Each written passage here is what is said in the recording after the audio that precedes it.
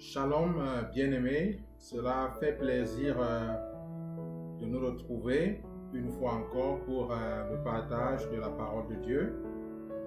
Et le texte qui va nous intéresser se trouve dans le premier épître de Pierre, le chapitre 1, le verset 10 jusqu'au verset 12.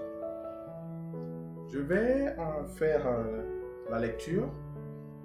Et si vous avez vos Bibles, je vous encourage à pouvoir l'ouvrir et à pouvoir poursuivre cet enseignement avec moi. Et si vous avez des questions, notez-les simplement et nous pourrons les aborder plus tard ensemble. Et je vous encourage tout de même à pouvoir suivre la lecture, à pouvoir suivre ce petit partage. Il pourra mettre peut-être 30 minutes, peut-être 1 heure de temps, je ne sais pas encore. Mais je pense qu'il est utile, il est capital. Ce que j'ai à cœur de vouloir partager avec vous. Je vais donc faire la lecture. 1 Pierre, le chapitre 1, le verset 10 jusqu'au verset 12. Les prophètes qui ont prophétisé touchant la grâce qui nous était réservée, ont fait de ce salut l'objet de leur recherche et de leur investigation.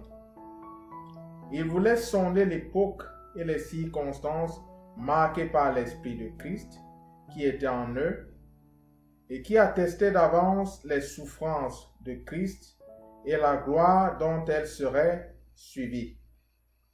Il leur fut révélé que ce n'était pas pour eux-mêmes, mais pour vous, qu'ils étaient les dispensateurs de ces choses que vous ont annoncé maintenant ceux qui vous ont prêché l'Évangile par le Saint-Esprit envoyé du ciel, et dans lesquels les anges désirent plonger leur regard.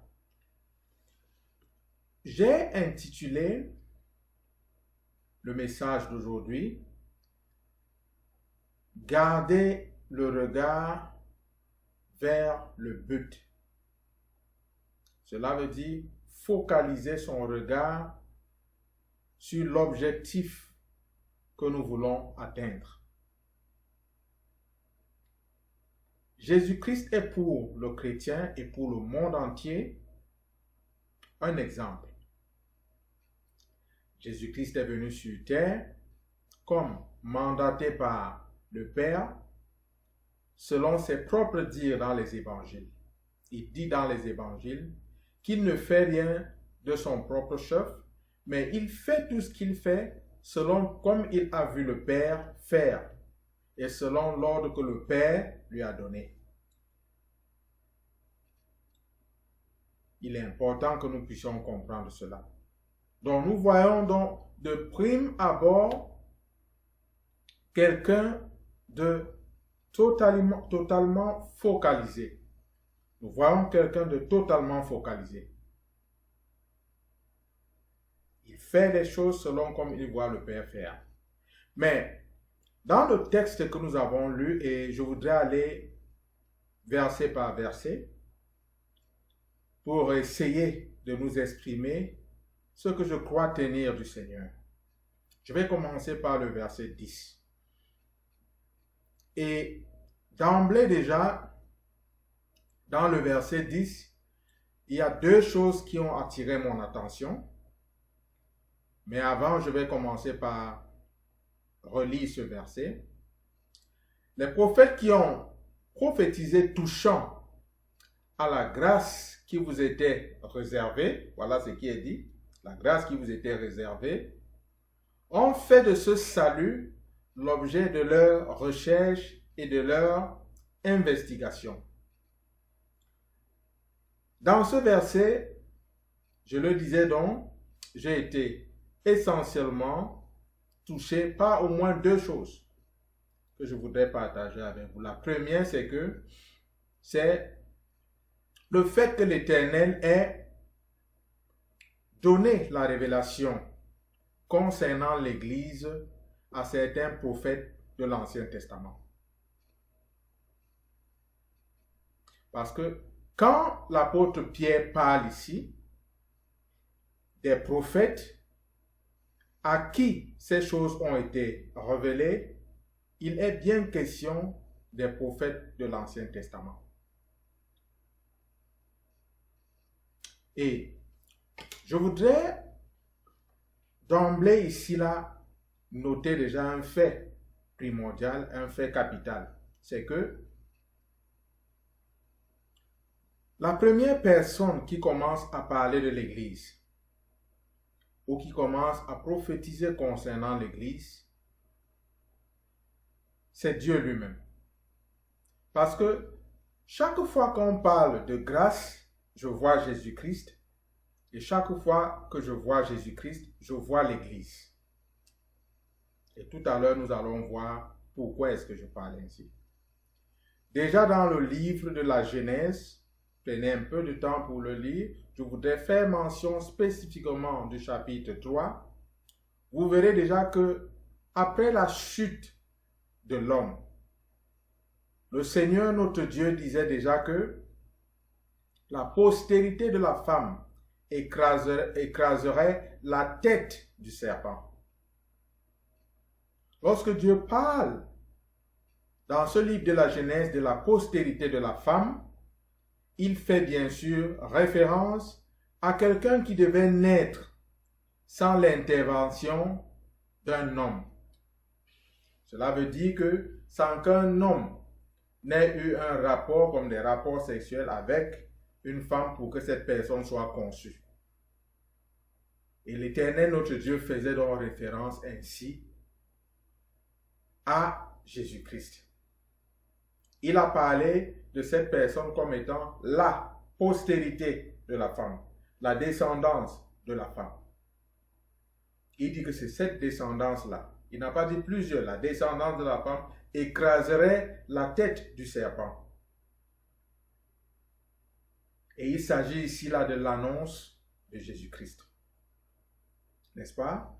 Donc rappelez-vous, j'ai dit que lorsqu'on parle de Jésus, on voit la grâce. Lorsqu'on parle de Jésus, on voit l'Église.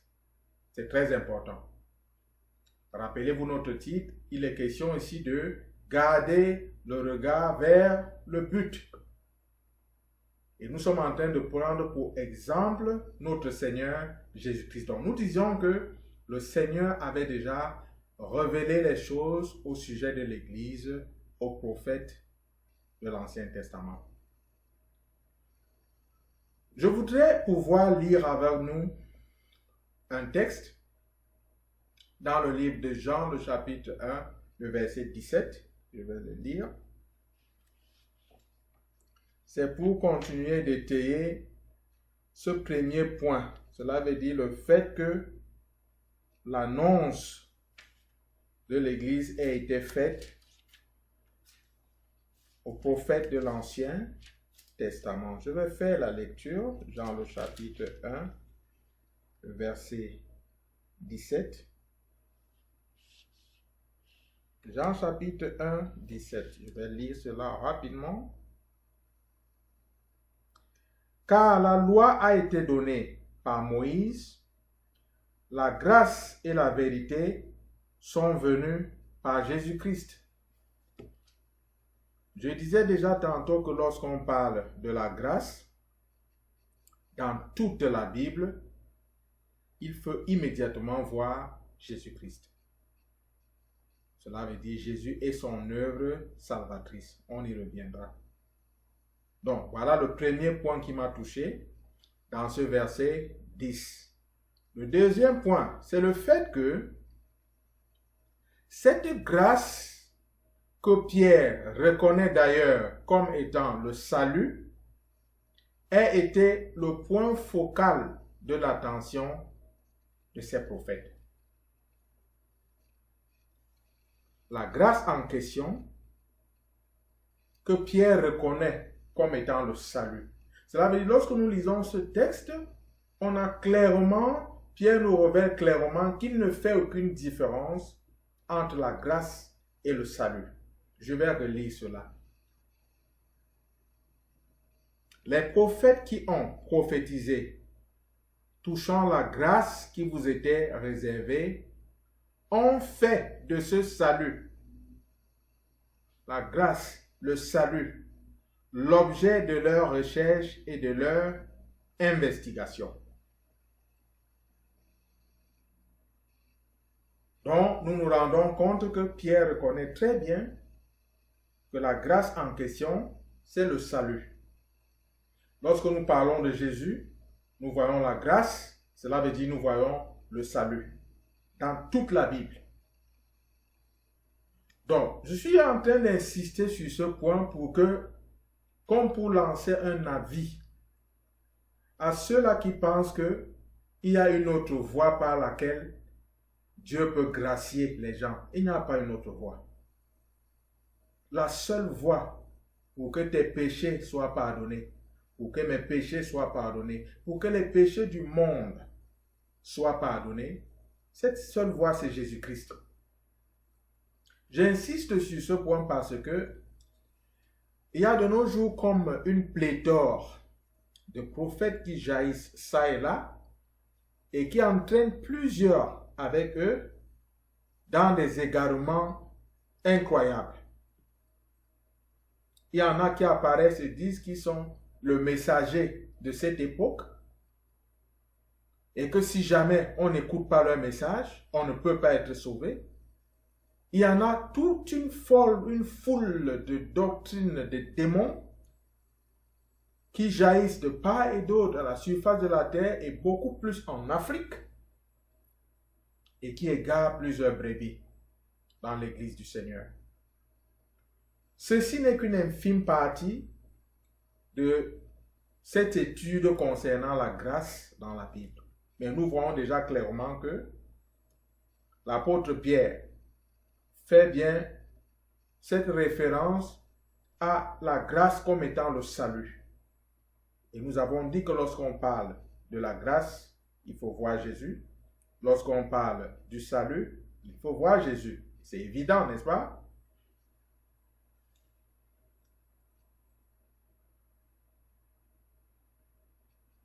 J'ai marqué cette pause un peu parce qu'il y a comme une pensée qui a traversé mon esprit. Je ne pense même pas que ce soit trop utile par rapport à ce que j'essaye de vouloir démontrer. Mais je vais quand même les mettre. Si Jésus est la grâce, n'est-ce pas, pour toi et moi, et que cette grâce est le salut, cela veut dire forcément que Jésus-Christ, c'est le salut. N'est-ce pas? Excusez-moi, cette parenthèse, c'est peut-être les symptômes issus de mes études séculières. J'ai toujours aimé un peu de logique, bien que je suis de ceux qui pensent que tout ce qui est logique n'est pas forcément vrai, mais dans le cas présent, c'est vrai. Jésus est mon salut, Jésus est ma grâce. Jésus est ta grâce, Jésus est ton salut. N'est-ce pas? Et quand je dis ton, je parle à ceux-là qui sont venus à lui. Selon qu'il a dit, venez à moi, vous tous qui êtes fatigués et chargés, et je vous donnerai du repos. Si tu n'es pas allé vers Jésus, Jésus n'est pas ton salut. Si tu vas vers lui, il sera ton salut, il sera ta grâce. Il est très important de pouvoir comprendre cela. Le deuxième aspect, toujours lié au deuxième point que je suis en train de mentionner, c'est le fait que ces prophètes aient concentré leur énergie et leurs efforts à rechercher, à investiguer au sujet de cette grâce. Nous allons dire tout à l'heure les points sur lesquels ils ont concentré cette recherche et cette investigation. Lorsqu'on parle de recherche, on y voit quelque chose qui prend du temps. Et on y voit quelque chose qui demande un travail minutieux. On ne fait pas des recherches en l'air. on ne fait pas des recherches à la hâte. Pourquoi est-ce qu'on se réserve suffisamment du temps pour faire des recherches? Parce qu'on voudrait que les résultats issus de nos efforts dans cette recherche soient des résultats probants, des résultats corrects, des résultats justes. Donc, Pierre nous dit que ces prophètes de l'Ancien Testament ont concentré leur énergie dans les recherches au sujet de la grâce, dans les investigations. Quand on parle d'investigation, pensez un peu à une scène de crime où on est en train de rechercher des indices pour être en même de pouvoir capturer ou bien reconnaître qui est celui qui a commis un crime. Mais dans le cas d'espèce, ces indices devaient pouvoir guider ces prophètes vers une direction spécifique et c'est elle que nous allons tout à l'heure aborder, n'est-ce pas? Des gens qui viennent me faire comprendre que le salut peut venir par quelqu'un d'autre que Jésus-Christ. Quelqu'un peut m'apporter tout, sauf ça.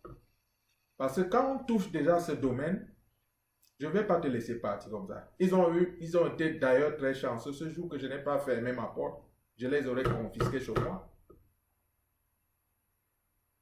Donc, nous devons reposer sur la parole de l'Éternel. C'est elle qui nous intéresse. Nous sommes en train de parler de ce salut, de cette grâce qui fait référence ou bien qui fonde référence au Seigneur Jésus-Christ. Je vais aborder le verset 11. Il dit qu'ils ont concentré leurs recherches et leurs investigations. Pourquoi? Voulant sonder l'époque et les circonstances marquées par l'Esprit de Christ qui était en eux et qui attestait d'avance les souffrances de Christ et la gloire dont elles seraient suivies. Dans leur investigation, leur recherche, c'était dans le but de pouvoir, premièrement, sonder l'époque et les circonstances. Ça, c'est le premier point. Ils voulaient savoir quand est-ce que cela arriverait. Quand? En quel moment? Quelle époque? Quand? Je vais lire un texte dans le livre d'Éphésiens. C'est vrai que c'est un texte un peu compliqué parce que l'apôtre Paul a vraiment abordé des sujets qui peuvent facilement rendre quelqu'un confus. N'est-ce pas? Je dois honnêtement vous avouer cela. Mais je vais néanmoins lire cela. Il dit dans Éphésiens, le chapitre 1, le verset 4 à 6.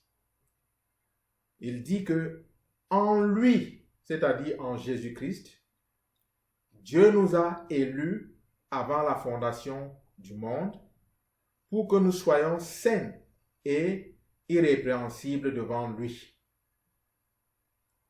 Nous ayant prédestinés dans son amour à être ses enfants d'adoption par Jésus-Christ, selon le bon plaisir de sa volonté, à la louange et à la gloire de sa grâce qu'il nous a accordée en son bien-aimé.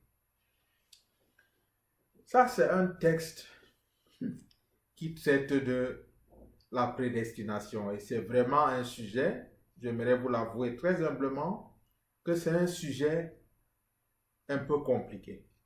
Si je vous dis que je l'ai déjà compris, c'est que je serai en train de vous mentir. Néanmoins, c'est un texte qui est important pour pouvoir déjà étayer en quelque sorte ce que j'essaie d'expliquer. Je vais lui adjoindre, n'est-ce pas, un autre texte, mais il m'a paru important de pouvoir présenter celui-ci. Donc, nous nous rendons compte ici, lorsque nous lisons de prime abord, que notre élection n'est pas quelque chose qui arrive comme au hasard, mais c'est depuis la fondation du monde. Ça, c'est vraiment l'apôtre Paul. Il faut vraiment qu'on ait rencontré Dieu pour aborder les sujets de ce genre. Paul nous dit que c'est avant la fondation du monde. Cela veut dire que avant que Dieu n'appelle le monde à l'existence, le Seigneur nous avait déjà prédestinés à ce que nous sommes aujourd'hui. Aïe! Qui va un jour comprendre la science de Dieu? Ça dépasse vraiment notre entendement. Je ne voudrais pas spéculer là-dessus, mais je voudrais juste admettre cela tel que Paul est en train de dire. Avant la fondation du monde. Vous savez un peu ce que cela veut dire? Ça veut dire que dans les 8 milliards ou 7 milliards, c'est plutôt 9 milliards d'habitants qui y a à la surface de la Terre aujourd'hui, avant que cette Terre ne soit formée, Dieu avait déjà vu Franck et il l'avait prédestiné. Je voudrais qu'aujourd'hui, toi qui as cru au Seigneur Jésus, tu t'estimes heureux, tu t'estimes privilégié. Quelquefois, nous permettons, dans l'ignorance certainement, que les circonstances de cette vie viennent comme influer sur ce que nous sommes en Christ et nous amener nous-mêmes à nous regarder comme si nous étions simplement des personnes qui ne valaient rien. Je voudrais, dans cet enseignement aujourd'hui, dire que toi qui as reçu le Seigneur Jésus comme Seigneur et Sauveur personnel et qui as connu la naissance, sache que ce n'est pas un hasard. Tu es quelqu'un qui a été prédestiné, qui était dans le cœur et la pensée de Dieu, avant qu'il n'appelle le monde à l'existence. Tu es quelqu'un de spécial. Commence à te regarder de cette façon, comme quelqu'une de spécial. Et les personnes spéciales ont des objectifs spéciaux. Donc, nous allons parler tout à l'heure de nos objectifs, parce qu'il est question ici de garder le regard sur le but. Et je pense qu'après cela, nous allons changer notre façon de percevoir qui nous sommes, de percevoir ce que nous faisons, de percevoir notre vie. La difficulté que tu as présentement ne définit pas ta personne. Peu m'importe cette difficulté, peu m'importe ce que tu traverses. Ce que tu traverses aujourd'hui ne définit aucunement ce que tu es. Si tu commences à comprendre que avant la fondation du monde, Dieu t'avait déjà caché en Christ. Là, tu comprends que toutes ces choses passagères, parce que la douleur qui touche à ma peau, cette souffrance que je traverse aujourd'hui, ce n'est que quelque chose de temporaire. Ça a eu une naissance quelque part et ça va finir. C'est juste une portion infime comme ça, qui vient traverser ta vie, comme une lueur et qui va passer. Si tu focalises ton attention sur cela, tu peux finir par maudire carrément ta destinée qui était pourtant bénie en Christ. L'apôtre Paul a parlé dans ce texte comme par le Saint-Esprit, et il est important que nous puissions y prendre note. Nous étions déjà cachés en Christ, cachés dans cette grâce, cachés dans ce salut. N'est-ce pas? C'est ce qu'il est en train d'expliquer dans ce livre d'Éphésiens 1, le verset 4 à 6. Prenez le temps de pouvoir le lire, Dieu pourra vous parler dans ce texte d'une autre façon. Mais je vais courir avec le temps pour tâcher de finir, de faire le tour de notre sujet. N'est-ce pas? Je disais que je devais adjoindre à ce texte que je viens de lire un autre texte. Il se trouve dans le livre de Galates, Galates du chapitre 4 et le verset 4 à 5. Je vais lire. Mais lorsque les temps ont été accomplis, Dieu a envoyé son Fils, né d'une femme, né sous la loi, afin qu'il racheta ceux qui étaient sous la loi, afin que nous reçussions l'adoption. Très important. l'apôtre commence par dire ici, et il s'agit toujours de Paul, que mais lorsque les temps ont été accomplis, il y a beaucoup de prophéties dans la Bible que l'Éternel fait annoncer sans donner le temps exact, sans le faire connaître aux hommes. Mais quand ces temps-là sont accomplis, ce qu'il a dit arrive tel qu'il l'a annoncé. Et c'était le cas précisément pour notre Seigneur Jésus. C'est ce que l'apôtre Paul est en train d'annoncer. Les prophètes là se sont versés dans des recherches et dans des investigations, mais ce n'était pas à eux de découvrir cela. Mais puisque Dieu le leur a caché, Dieu ne leur a pas dit que ce n'était pas à eux de découvrir cela, ils n'ont pas relâché du lest. Quand une génération de prophètes passait, une autre revenait, et lorsque cette grâce leur était révélée, elle entrait aussi dans les recherches. C'est ça l'esprit des vrais prophètes. Parce que les vrais prophètes soupirent après le bon berger. C'est comme ça que Dieu leur a appelé, c'est leur disposition spirituelle intérieure. Ils soupirent après le Christ. Ils veulent cerner, ils veulent comprendre, ils veulent se saisir, ils veulent être éclairés par le Christ.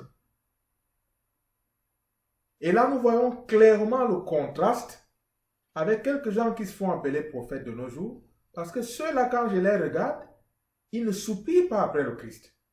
Ils soupirent après l'argent. Ils soupirent après les biens matériels. C'est ça qui définit leur être. C'est avec ça qu'ils se valorisent. Peu m'importe ce qu'ils débitent. Oh, je te vois avec un habit blond sur un carrefour. Oui, c'est le carrefour Bastos. Des conneries. Les chienneries du genre. Et après avoir fait ce petit tour de passe-passe, et qui, je vous assure, plein de marabouts que j'ai connus dans le passé, feraient la même chose. Parce que ça, ce ne sont pas des prophéties. Pour discerner, l'une des astuces, l'un des aspects pour discerner si quelqu'un prophétise vraiment par l'Esprit du Seigneur, c'est lorsque cette personne-ci ouvre la bouche et prophétise au sujet de l'Église et qu'on voit cela s'accomplir. Vous savez pourquoi je dis au sujet de l'Église du Seigneur? Pourquoi? Parce que l'Église, c'est l'épouse de Christ. Et il y a des choses que seul l'époux connaît. Un époux comme Jésus-Christ, que seul lui connaît et seul lui s'est réservé cela par rapport à son Église. Donc, si tu es un intrus, tu vas dire des choses par rapport à l'Église, à la femme de quelqu'un d'autre, l'épouse de quelqu'un d'autre, c'est-à-dire Jésus, ça ne va pas s'accomplir. Donc, quand les gens se mettent là, ils font les petits tours de passe-passe que je t'ai vu hier, tu mangeais, je ne sais pas moi quoi, du pain avec des conneries de ce genre. Nous ne devons pas nous attarder sur ces choses. Ce genre de prophète, entre guillemets, ne doit pas vous faire peur. Parce que, regardez très bien, après le blabla, qu'ils ont fini leur blabla, qu'ils aient fini leur blabla, la direction, ce sont vos poches. Prêtez attention, vous allez noter ce que je vous dis. Regardez dans ces prophéties qui sont dites. Est-ce que c'est l'Éternel qui est glorifié? Ou bien c'est l'homme qui est glorifié? Prophétiser, ce n'est pas comme si, comme si c'était une radio où tu ouvres, tu éteins, tu ouvres, tu éteins. Non, non, non, non. S'il vous plaît, bien-aimé. S'il vous plaît. Cessez de berner et c'est pas moi quoi. Et je ne voulais pas utiliser ce mot. Cessez de berner le peuple de Dieu. N'est-ce pas? Ces prophètes dont je suis en train de faire mention, dont le Seigneur leur a parlé de la grâce. Ils ont dit, waouh, ça c'est quelque chose de sublime. Ils disent à l'Éternel, donc, tu nous dis que dans cette période-là, il n'y aura plus de sacrifice de bélier, de tout ça. Il n'y aura plus ce genre de sacrifice. Ça veut dire que il y aura cet agneau que tu vas envoyer qui va être sacrifié et puis la grâce va être répandue. Il dit, Seigneur, c'est quand? Comment ça va se passer? Leur cœur et leur désir est enflammé. par les objectifs et les buts du royaume de Dieu. Pas par une nouvelle culotte. Tu vas porter de nouvelles culottes, tu les vois gesticuler comme pour faire voir le cœur. Et puis quoi?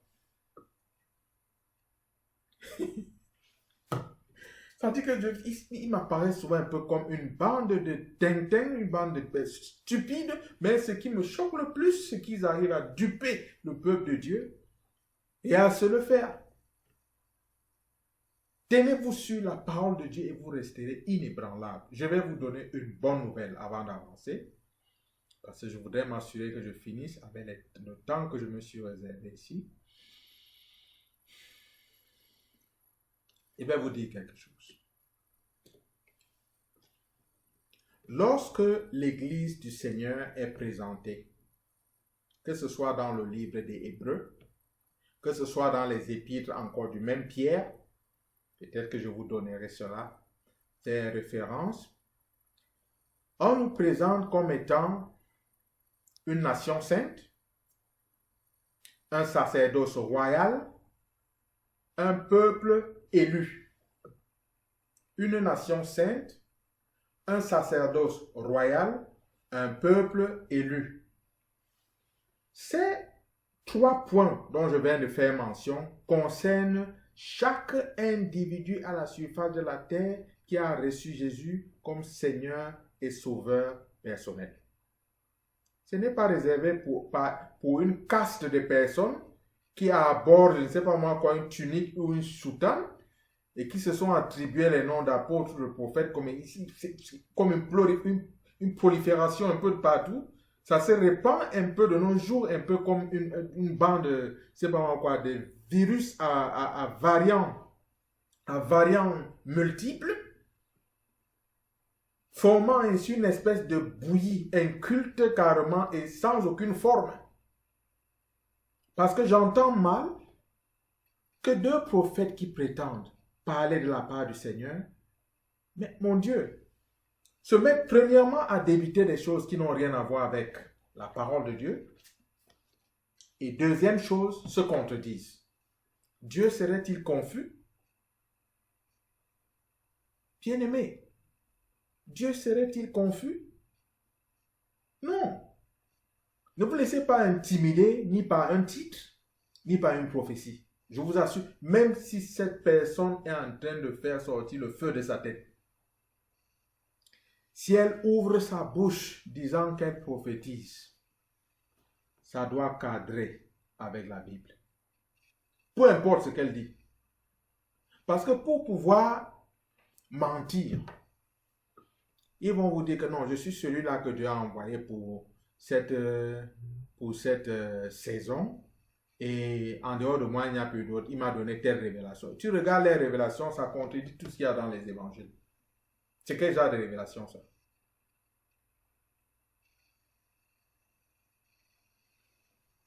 Je vais revenir, je reviens à nos moutons. Donc, ces prophètes avaient donc reçu, les prophètes de l'Ancien Testament, à qui Dieu a révélé les choses concernant la grâce. Ils avaient reçu du Saint-Esprit que Christ souffrirait. C'est pourquoi, dans le texte que nous avons lu, le verset précédent, il a été fait mention du fait que « et qui attestait d'avance les souffrances de Christ ». Cela veut dire que dans ce que Dieu leur avait annoncé, ils voyaient clairement que Christ devait souffrir. Et nous voyons cela dans le livre dans les livres du prophète Ésaïe, qui a beaucoup parlé au sujet du Messie. En fait, Ésaïe donne une description plus claire de la croix que celle que je vois aujourd'hui. On a cloué un gars là, sur la croix et les gens traînent ça à leur cou et ça affiché partout sur des photos. C'est à peine si le Jésus de nos jours, qu'on trouve dans les églises, je ne vais pas nommer cette église, vous la connaissez, elle aime trop les statues. C'est à peine si ce Jésus en question n'est pas en train de sourire. Mais ce n'est pas ainsi que le prophète Ésaïe décrit le Messie, décrit la souffrance de Christ. Il dit que la façon dont on a traité le Messie, les fouets, Cela veut dire qu'on a traité le Messie de telle enseigne que son visage est devenu effrayant.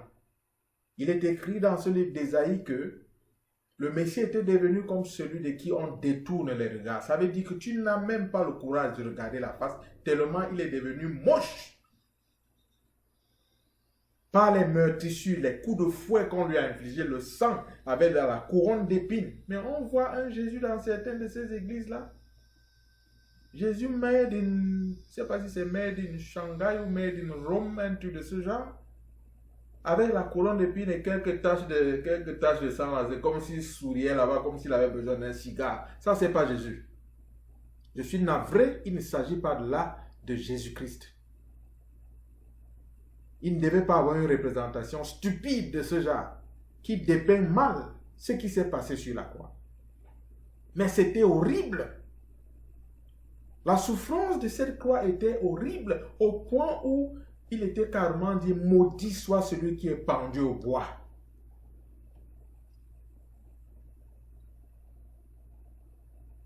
Le fait de dépeindre mal ces souffrances de Christ, je crois que ça a rendu la foi de quelques-uns léger parce qu'ils ne comprennent pas, ils n'arrivent pas à percevoir ne serait-ce que un peu ce qui s'est passé là-bas.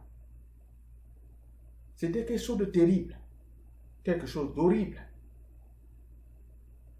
qui s'est passé sur la croix. J'aimerais profiter ici pour nous dire quelque chose. C'est vrai, quelque chose d'horrible, de terrible s'est passé pendant toute la scène de la crucifixion de Christ. La façon dont notre Seigneur a été traité. Aucun autre homme n'a été traité comme ça à la surface de la terre. C'était horrible, c'était terrible, mais notre salut ne dépend pas ou ne dépendait pas seulement de cet instant. Je vais vous dire pourquoi. Notre salut, celui que Jésus nous a apporté, dépendait de sa naissance à sa mort et à sa résurrection. Si le salut dépendait uniquement de l'œuvre de la croix, après que Jésus soit né, peut-être à peine avait-il commencé à marcher, il devait directement aller se faire crucifier, mais ce n'était pas le cas.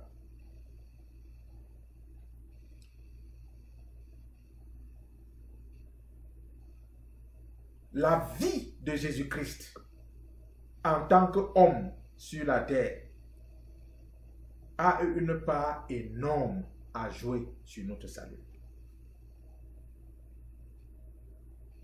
Je vais vous présenter le scénario.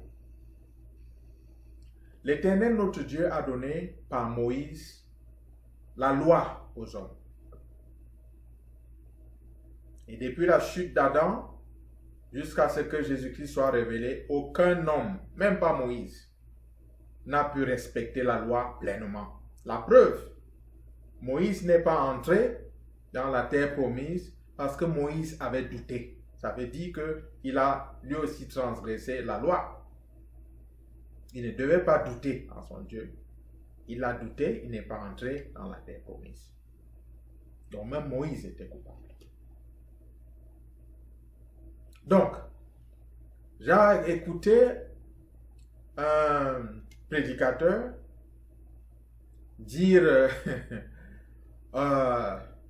sur les réseaux sociaux que Moïse était entré dans la terre promise et il a cité la transfiguration pour justifier son aberration.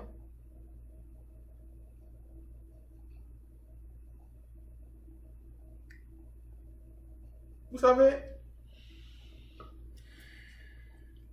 il y a plein de choses de nos jours que les gens appellent révélation. Je ne sais pas, c'est peut-être moi seul qui suis perdu dans ces révélations. Il me dit que parce que Moïse est apparu lors de la transfiguration, alors ça veut dire que Moïse était entré dans la terre, dans la terre promise.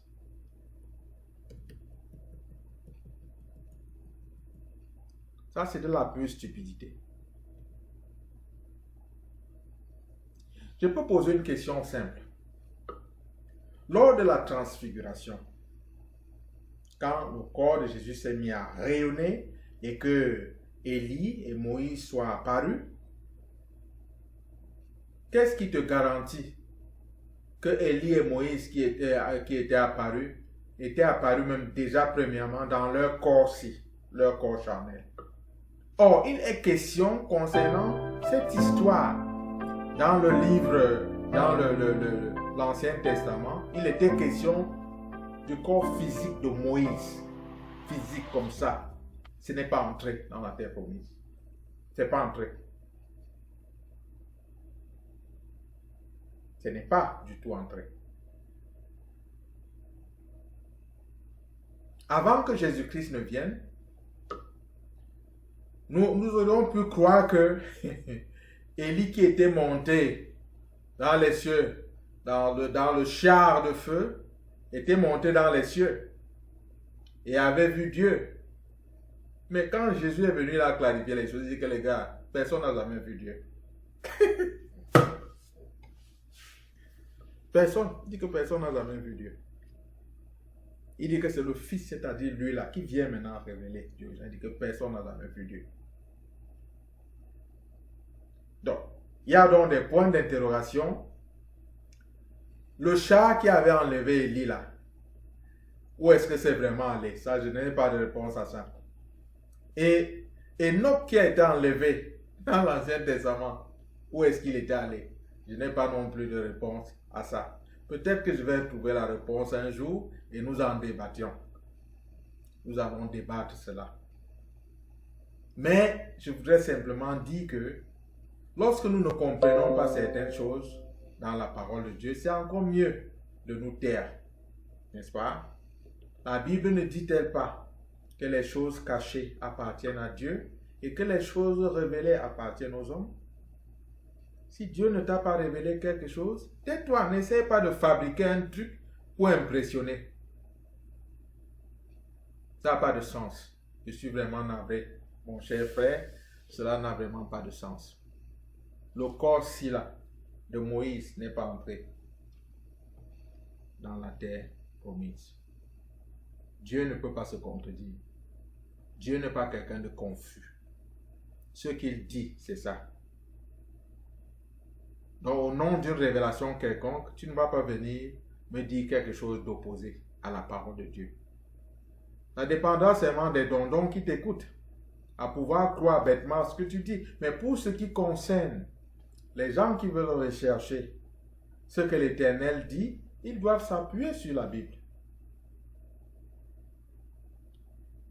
Parce que ce que tu dis n'a aucun appui, n'a aucun support biblique. N'est-ce pas? Le corps-ci de Moïse n'est pas entré dans la terre promise. Tu ne peux pas me prouver le contraire. Donc, je vais donc citer quelques points concernant la vie de Jésus. Parce que cette vie qu'il a menée sur la terre pendant 33 ans était capitale pour notre salut. Le premier point se trouve dans le livre de Philippiens 2, 4 à 7.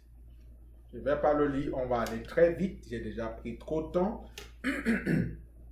La Bible nous fait comprendre là-bas que le Seigneur Jésus-Christ, avant qu'il ne vienne sur cette terre, il s'est dépouillé lui-même de sa propre divinité. Il s'est dépouillé de manière à pouvoir prendre la forme d'un simple homme. Il s'est dépouillé. Vous comprenez bien ce que c'est que se dépouiller. Cela veut dire enlever de lui tout ce qu'il y avait de divin, de manière à apparaître comme un simple homme. Pourquoi? Tout simplement parce que la loi qui avait été donnée après la transgression, elle avait été donnée aux hommes et il fallait que l'homme puisse être en mesure de l'accomplir devant Dieu afin de pouvoir l'arranger et d'établir une nouvelle loi.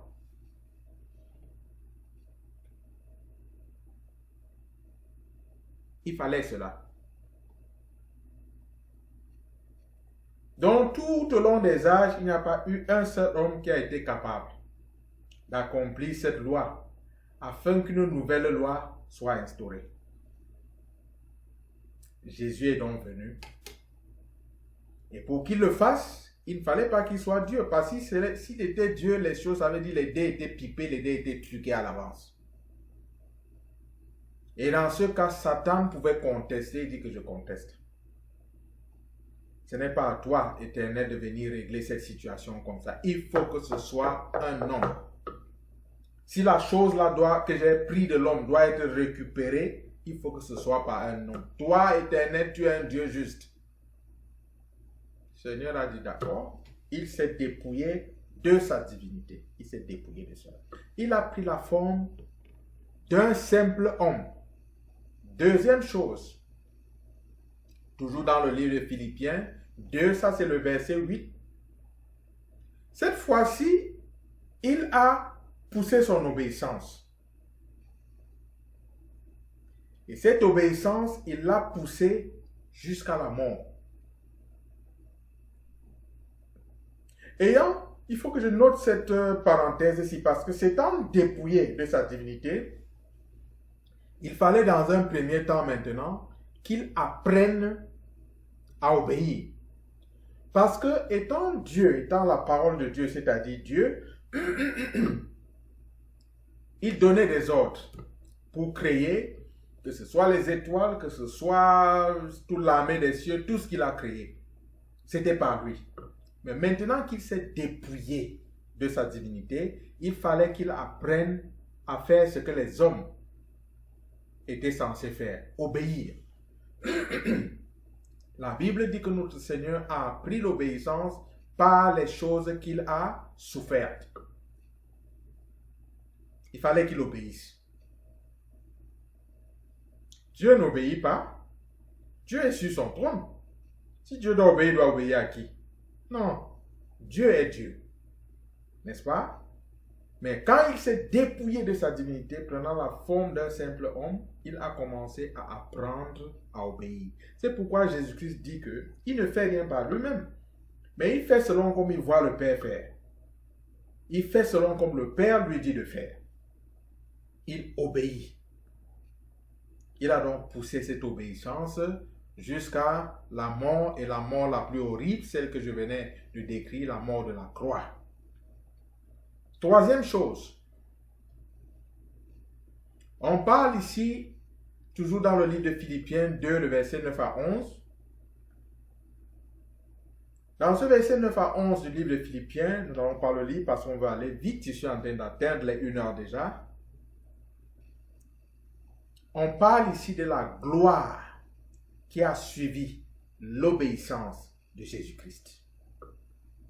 Il y a une gloire qui a suivi cette obéissance. Et c'est de ça qu'on parle dans ce livre de Philippiens, le chapitre 2, le verset 9 au verset 11.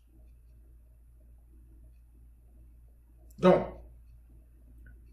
je vais marquer une pause ici et je vais reprendre prochainement pour nous démontrer combien la vie de Christ était utile pour le salut. Parce que souvent nous nous concentrons seulement sur sa mort, mais sa vie, tous ces 33 ans, étaient utiles pour notre salut. Je vais vous donner comme un avant-goût. Dans l'Ancien Testament,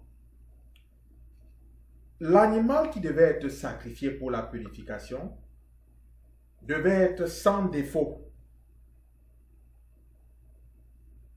C'est pourquoi la vie de Christ sur cette terre a été une vie d'obéissance parfaite, sans défaut.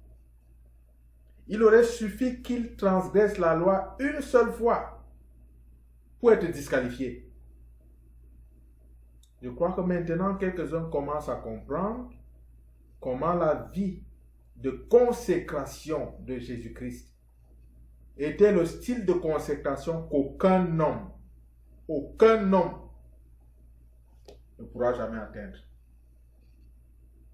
Pendant 33 ans sur la terre, il n'a pas transgressé la loi une seule fois. Parce que s'il l'avait fait, il serait disqualifié pour être cet agneau parfait qui soit capable d'enlever les péchés de toi et de moi. Ne ratez pas le prochain partage parce que je vais entrer dans quelques détails et nous montrer à la croix par rapport à la scène de la crucifixion, comment est-ce que notre Seigneur Jésus-Christ a parfaitement accompli la loi.